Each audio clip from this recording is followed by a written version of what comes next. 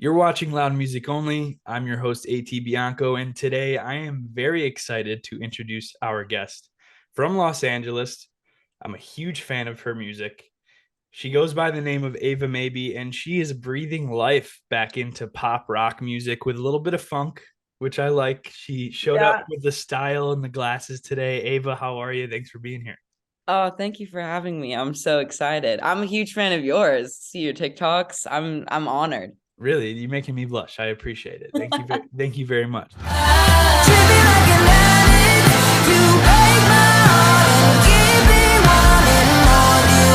I want to start with this because when I hear a new artist's music, and I know you've been putting out music for a while, but for me as a music listener and a music lover, there is a bit of like this like magic moment when you kind of find like a new artist that you really like. And I saw Colors on a TikTok, which I'm sure many people have. And my first reaction was like, God damn, like this shit is smooth. Like it was just like very smooth. And your presence on stage, just performing it, was very, just like years ahead. I don't know. Your presence was just very I guess very present there on stage in that TikTok. Thank you. So I just kind of want to like talk about like that song first Yeah. and how that came to life, what it's about, and what it's been like for you, like pushing that song. Yeah, sure. So I wrote Colors with a very close friend of mine named Grady, who's an incredible producer and also an incredible artist. Check out his music. There's your plug, Grady. And I made it. We did.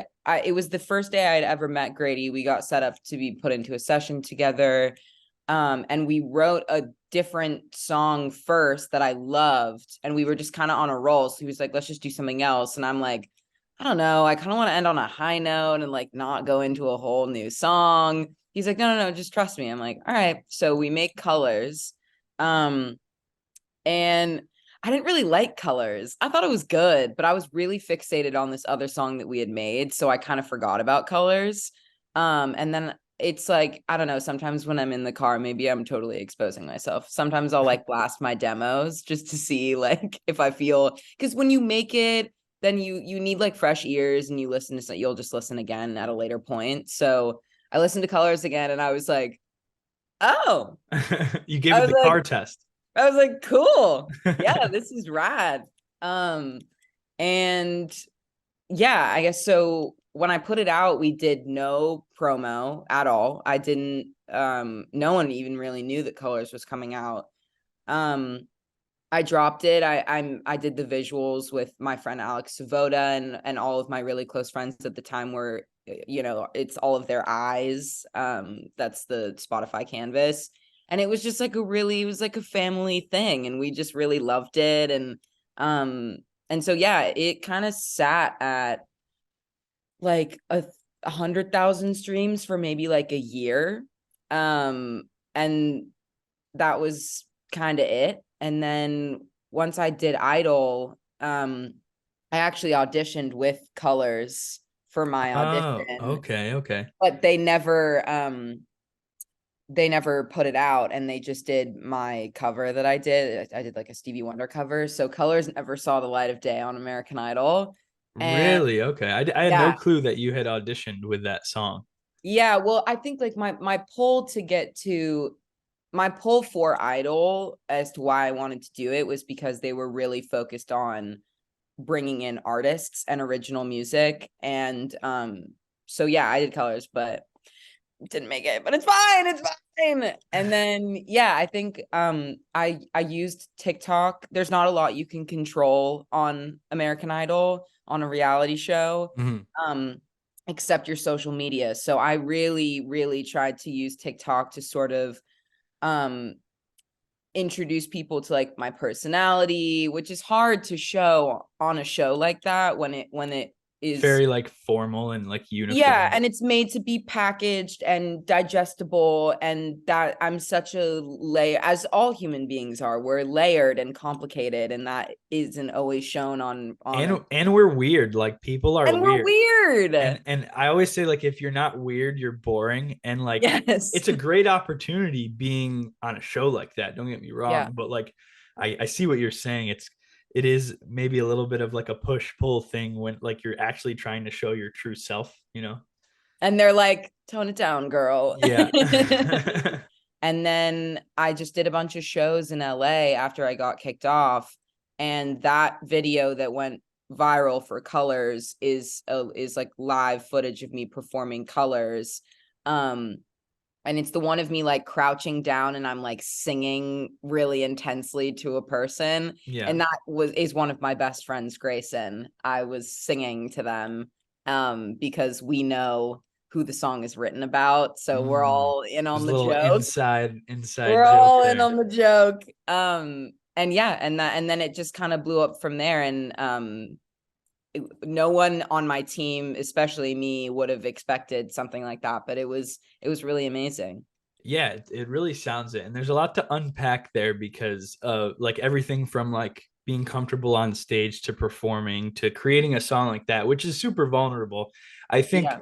not only like the catchy melodies within that song is like what sticks with like the normal music listener, but also listening to the lyrics, like I don't know, like what were the color of your eyes again? Like I don't know, like the tone of that song is like it's smooth but it's edgy and it's like It's a what it mean song. It's yeah, a mean song. it was like we had this moment together, whatever, we have history, but like what the color of your eyes again, like that kind of thing, and which I just find like it's like comedic too. So like Yeah. when you were writing that song, like how therapeutic and like how fun was it for you to kind of unpack, I guess, the that baggage in a sense, like Yeah. when I writing a think song like that? I wrote that song about a boyfriend I had had for a couple years. And, you know, when you date someone in high school, you like grow up with that person. That person is so ingrained in your life. Yeah. And so it was really a song about letting go. And I think that throughout my like healing journey of this breakup specifically, but any breakup is like you love the person, you don't hate the person, you're just sort of like indifferent, Yeah. which is even worse.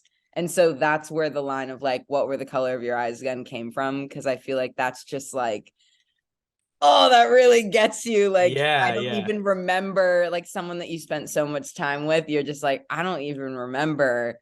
And then I think from that line, I just sort of let myself get pretty personal. And all of the lines are very true. I drive an orange car. I drive an orange Honda Fit. What are the lyrics? I'm 3 tequilas deep and I forget it.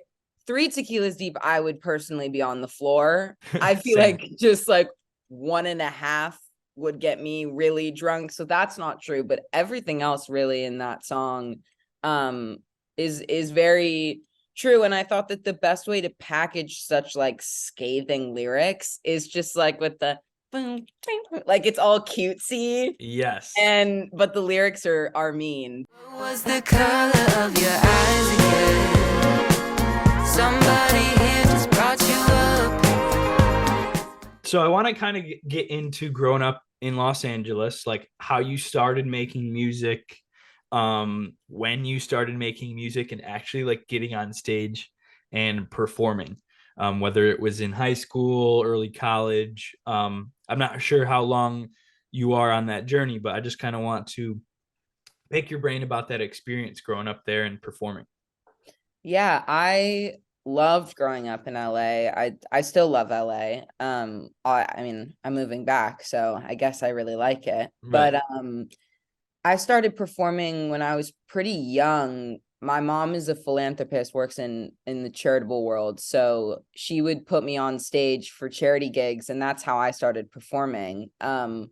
And that I think I started when I was like 8 or 9. Wow, it's very young. Yeah, very young. I loved being on stage. I'm a very, very, very anxious person, but I do really love performing. I'm like really anxious before I get on stage. And then as soon as I'm on stage, I'm like, this is great. Yeah, what was I worrying about? That kind of thing. Yeah, exactly. Which I feel like is common for a lot of people. So I started performing very young. I did musical theater and I was in choirs and I was gospel choir and a cappella and I just wanted to sing. I didn't start writing my own music until I was about 16 maybe, which I feel like is late to start. I don't know. Which is crazy to say. I think like I don't know, in my That opinion. early? I feel like that's so late. Well, I it don't it, it know. is because it's like if you like compare it to like if you compare it to playing sports, like a kid that plays hockey, for Right. example, like that's super late, you know. And Totally. it's crazy to say that 16 is late to start because you're just kind of beginning life in a sense. Yes. And like I feel like I don't know. Sometimes I feel like the internet kind of makes us think that like oh like I wasn't really a 16-year-old kid on TikTok. So I don't know Right. what that's like oh I'm not doing enough and that kind of stuff. So like when you were that young and you still feel like it was kind of late starting, did you have any like any sorts of doubts like should I be doing this kind of thing? Like I'm sure there's a lot to handle at such like a fragile age, Yeah, getting up there on stage and stuff like that. totally. I think I was just so happy with performing and I connected with the covers that I was singing that they felt like my own. And then I was like, I think when you're 16, I don't know, that's a brutal age. I'm also like highly dramatic and emotional. So I just never really thought to like how I could package my emotions in a way that could be good for a song. I was just like, all the time. So I never thought about like you should sing about it or anything like that. And then Right. as soon as I wrote my first song, I was like, oh, this is how I'm going to like get through the rest of my life pretty much. Um and yeah, I don't know. I think I have doubts. It's hard not to compare yourself to other artists. It's very hard. 100%. And I didn't start putting out music until the pandemic. So I was going to music school not having released any music, surrounded by people that had been releasing music for years that were miles and miles and miles ahead of me. I sometimes was very confused as to why I was admitted into the school, which is so sad to think about now because I'm like, oh, cheer up, 18-year-old Ava, you got it, like you're good. Right, but right. but I did really feel that way. I felt very behind. And I think also too, like as a female young artist in pop, you kind of have like a ticking time bomb above your head as to when you are going to expire in the pop Mm, industry. It, it's just kind of a thing. right. And so Do- I feel like I'm working against time all the time. But as soon as I released my first single and it was received super well, I think that was great encouragement. And from then you sort of unlearn um getting external validation. I think that's the lifelong journey of an artist, and just sort of relying on how you feel about the music and putting it out. And if it doesn't do well, that has nothing to do with how great of an artist or a songwriter, musician, or person you are. So that's my lifelong journey, and I'm sure every artist's. I love that you just dropping knowledge right there. Thank you for that. Because it's very very honest to like to feel I don't know behind or not worthy enough, while you're a young person comparing yourself to other musicians or other artists for that matter. So do you still like have that in the back of your mind of like that there's an expiration date sometimes like on artists and especially on female pop artists? Like how do you deal with that when you're still trying to make the best music of your life? Yeah, I it's something I think about a lot. I don't let it cripple me anymore because then you don't make great art. Um, I think there's like, as an artist and as an indie artist, as an unsigned artist, you have to live in this delusional fantasy world that everything is going to work out, and Right. that you have no other option but to be an artist. I'm just looking for someone to want on. Do you have any real Los Angeles stories of going to see shows at those kinds of venues? Maybe growing up or whatnot.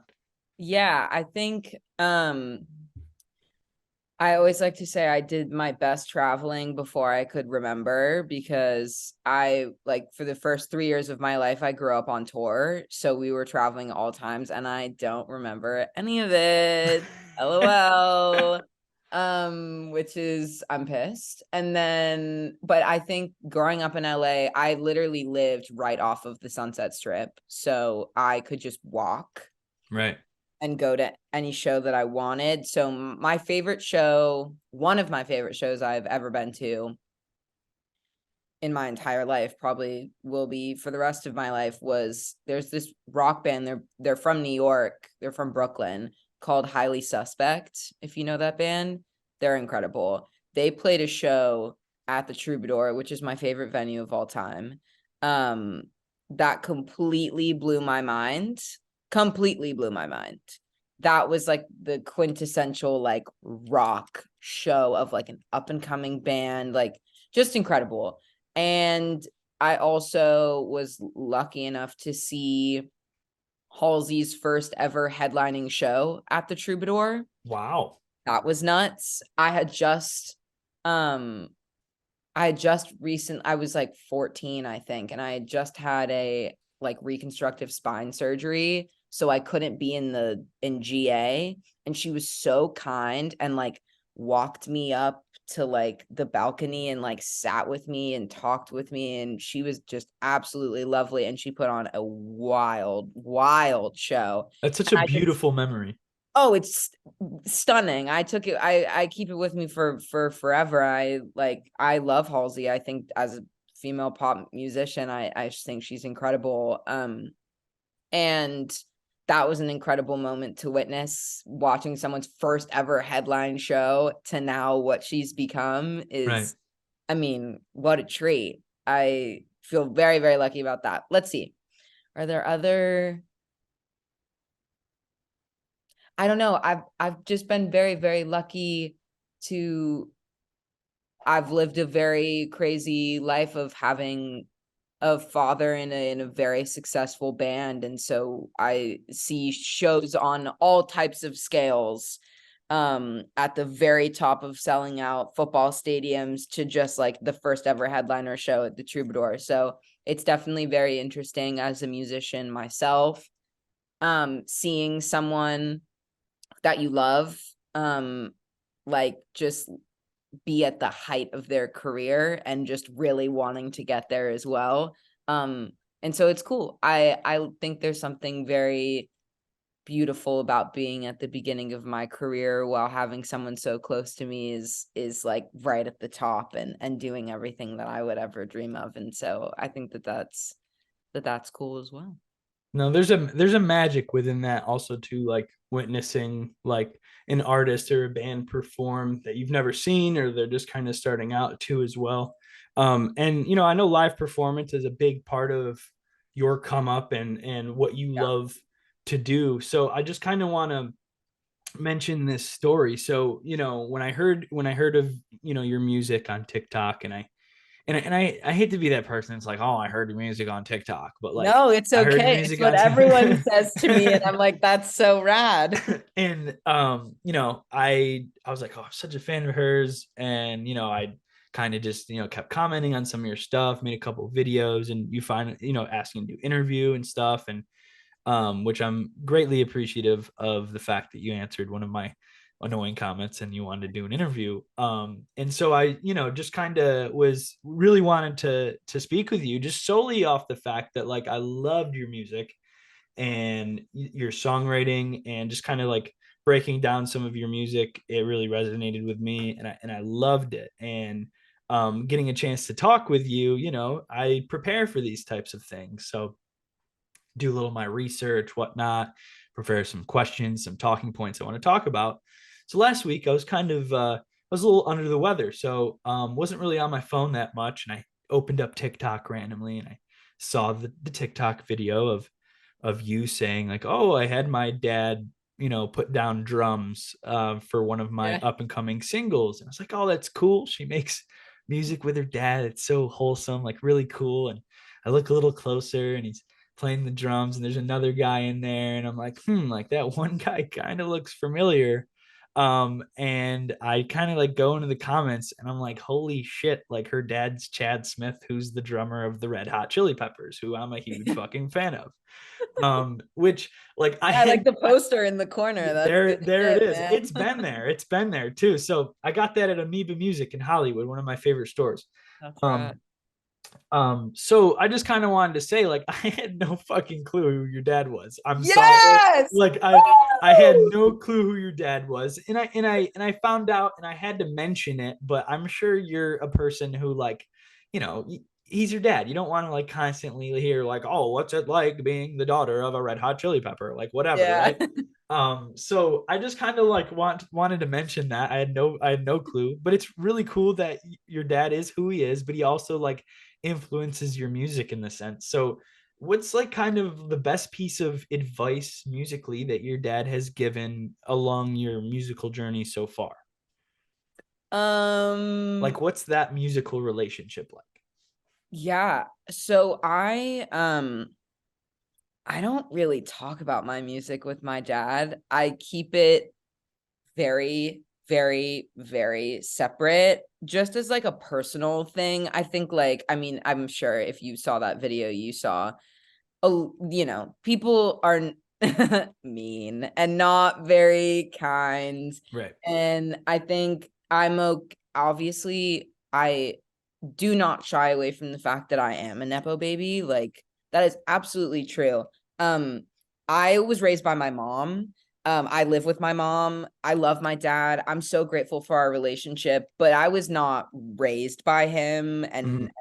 and so, which people don't understand, nor do they have to. I think Right. it's such an easy thing to be like, you have money and nepotism and blah, blah, blah, That shit's and probably fucking annoying. Like it's I don't blame only you. it's only annoying because it's not true. Mhm. But I think that that's okay. I'm Mhm. so lucky that I have such a good relationship with my dad. I also feel very lucky that he's a drummer and not a singer. Mm. And and I think so I keep myself very separate from him until Puke, where I was like, I really need a drummer.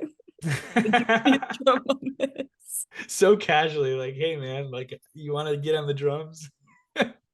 And because he has to, and because he loves me, he was like, yeah, sure. And then it just sort of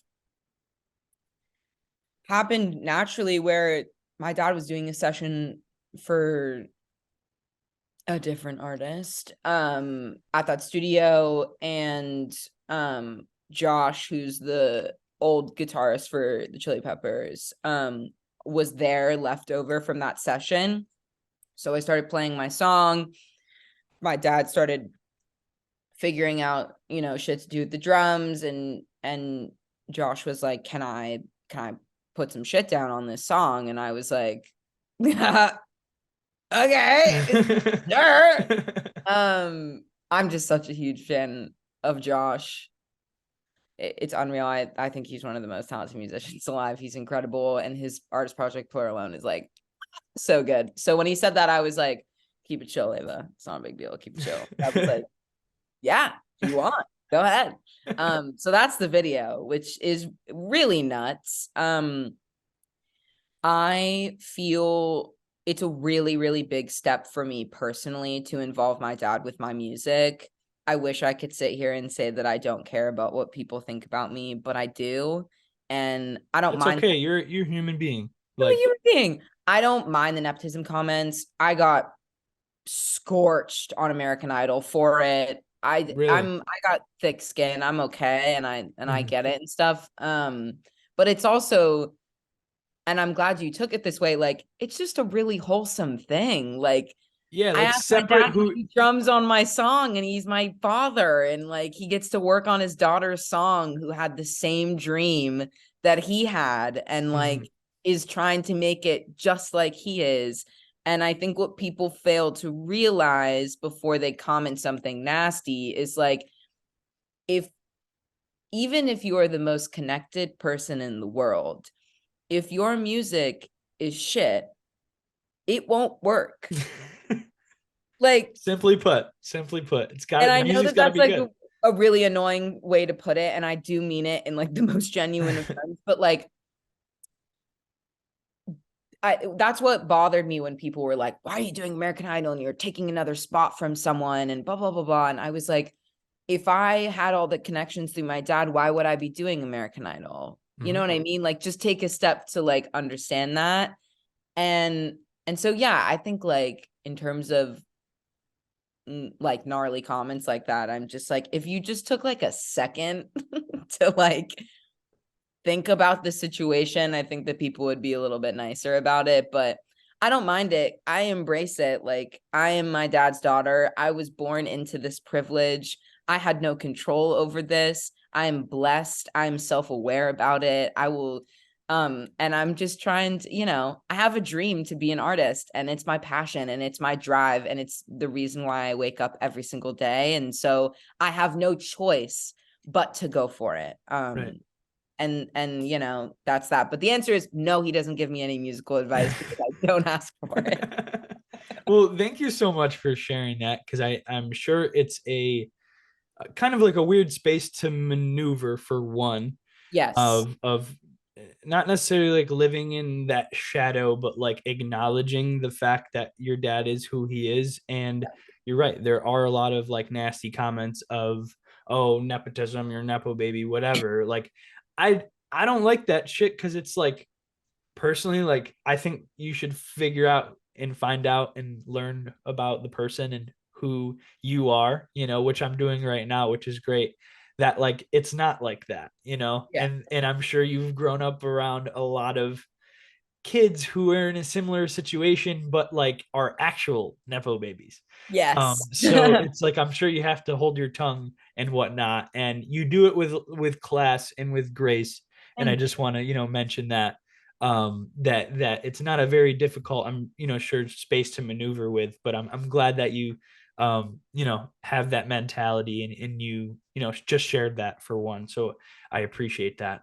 I don't know how it will be taken by the public, but I am so genuine I do really mean it. And I also, and the last thing I'll say about nepotism, which will never be the last thing I say about nepotism for my entire career, of course, is like, people are fascinated by performing arts and the arts, and kids of actors and kids of musicians worry about nepotism in government, worry about nepotism for your doctors, worry about like, that is where you should be concerned, because there is so much messed up shit that is happening that people just get handed jobs because of their family. Like, don't worry about someone who's just making music, man. Like, Period. If you could see the things inside my head, you close your eyes instead of watching. I want to kind of talk about like your creative presentation of your music. So like, when you work on videos, like, do you have a favorite video that you worked on with your friends, and like, who's the team that kind of helps you out with those kind of things, and how do you storyboard? And I just kind of want to pick your brain about that process. Sure. For Lalo, I was very, very lucky to work with this incredible director named Busy. And she had a whole team. She was at Capitol Records at the time. And now she does like creative direction for like Katy Perry. She's unreal. She's incredible. And I I was living with one of my best friends, Marley, at that time. We were living in this really cool house in Silver Lake. And I was coming home from the studio every day and being like, listen to this. What do you think of this? Poor girl. She really helped me. She's the best. And we stayed up the whole day and all night writing basically what became the treatment for Lalo. Everything was so particular on that video, which was great. It was my first video. I wanted to be needed to be extremely, extremely involved because it was the first visual representation of myself and my music. And music videos are so tricky because the beautiful thing about music is that it's universal language. Everyone is going to relate to your song in a different way. That's why songs become so big. There's no way that two people would think of a song in the exact same way and it means the exact same thing to them, which is what's so cool about music. So when you make a music video, you are telling the viewers what to see and how to feel with your song. So I wanted it to be perfect. And so I had all my friends in the video, which was really cool. I had my friend Edwin, who's in this band called Pretty Much, and he was like my love interest. He's a homie, he's the best. And he had red hair at the time. I dyed my hair purple. The light was blue. Like I was all into lighting and wanted to make sure that everything was. Lighting is like the most important part of like making some like a video. Yeah. Like Yeah. look great. So, kudos to you 100%. because a lot of people, don't really necessarily prioritize lighting. Lighting was specifically like colored lighting. I think when I make a song, I wouldn't go as far to say that I have synesthesia because I don't think I have that. But when I make a song, there's always a color that comes out of it, which always dictates the visuals for the song. And for Lalo, it was purple. So I knew my hair needed to be purple. I'm crazy.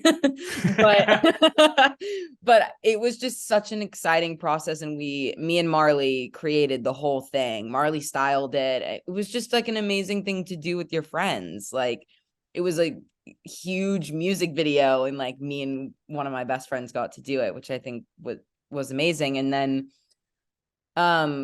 for Puke, I made that video with this incredible director named Roxy Sorkin, who I've been friends with since 3rd grade. And we got to make a video together, which is incredible. Oh, that's sick. Yeah, it was such a full circle moment. She's an incredible filmmaker. She also makes music videos. Her team is incredible. And it was all kids my age. We were all just like working together and trying to create this crazy vision. We're in an ambulance. We're literally performing in the back of a moving ambulance. It's nuts. We're very excited about it. But I like making art with my friends. It's a team effort, especially when you have little to no budget. You just make it happen. Right. No, that's the name of the game. And that's something I want to talk about too. Just the presentation of Puke. I've kept an eye on the visuals and I like the way you tease everything. There's a formula to it. And like, it's not, I don't want to like say that there's like this like set in stone formula for every artist and you have to do this and that and that. But there's not, and that's the fun part about it. But there's like a right way to do it, and you guys really do it the right way. And I love the way you teased the visual for it, and just also like push the song, whether it's on TikTok and on Instagram, using that sound, you performing. And I loved the video that you posted on TikTok, and you're like, this song is about anxiety. Can anyone relate? You know what I mean? And I love that because it kind of goes back to your last point or a couple points ago, I guess, of you talking about how like how honest you are in your music and like how you want to show your true self within your videos, and how do you do that? And that's a perfect example of it. So talk about Puke, what it's about, I mean, everything. I want to hear everything from how you wrote the song to how you just created these, I don't know, these angsty melodies. I say angsty because it reminds me of like the like early 2000 like angst rock pop type vibe. So just talk about that and what it was like bringing it to life too as well. Yeah, so I don't know what I did the night before, but I woke up, not that that's how anxiety works. I woke up with extreme anxiety. It was really, really bad that morning. And I had a session, and I tried to cancel it. And my producer, Adam Novador, was like, no, just come over. Like we'll make it, we'll do it. It'll be great. So I'm like throwing up really badly, having full-blown panic attacks. And you know, when you throw up, it messes up your throat. So I'm like, I can't even sing. Like Yeah, you I don't even can't. want to talk. I'm like, I am a shell of a human being. Like I'm like really not okay. He's like, come over, like it's gonna be fine. I'm like, all right. So I go over and I'm with my friends Gigi and Ori, who are incredible songwriters and artists themselves. And I'm with Adam. And they're like, let's just write about it. Like, just tell me how you feel. Let's write about it. And so that's how Puke came to be. And I think the reason why it came across more rock than we thought it would or intended is because I am scratching for those notes because my voice is so shot. I was like, it was such a process to record that song. It wrote itself. It was one of the fastest songs fastest song. Fastest. Most fast I that's like song. I wrote the song really quickly. I have that thought process like every day of my life, so no problem. Like, oh, is this a word? Like, did I just say a word? Like that kind of thing. I'm like, language, right? And yeah, it's just art comes from pain, and I think I just really want people to relate to it. Like growing up, there were not a lot of pop songs from female artists that were about anything other than like female empowerment or love songs, which love Right. obsessed. But no one was writing a song about anxiety or like real shit that they were going through. So I just want, it sounds corny and I do really mean it from the bottom of my heart. Like for any, like the majority of the listeners of my songs, it's like 70% women. And like, I don't make music for men. I make music for women and queer folks and non-binary people. I do not make music for men, but love men at my shows. Great. And so I really just want to make music for people to relate to and to be like, oh, this is so dope. Like, this is a girl who's really successful with her music, who has a platform, who's talking about real shit. And I'm just like her. And like, I want to normalize it. Like, it's not a very ladylike or cute thing to talk about, but it's real and people struggle with it all the time. And authenticity is the number one most important thing with my music. And I would be lying to myself and my fans or anyone who likes my music if I was talking about everything being okay, because it's not. Like, I'm 22. I struggle with shit all the time. And so that's what I'm going to write about. And so that's how Puke came to be. If you could only see me now, don't try to make it up to me, cause I'm doing fine. Give your band a shout out so because I want to hear about Ado. I'm shouting out. It's Ado on drums. Go Ado. It's Fionn on guitar. Go Fionn. And then it's Sev on bass. And then it's me. Love it. Love it. So you guys will be performing at South by Southwest. Are there any other performances kind of that you have as like a goal? I can't tell you Can't tell me. that. All right. All right. I tried to get a little more out of you, but here I have to I need to graduate. Right. And That's then important. I will be going on tour in the summer. So you have to graduate and then you could be like more of a rock star.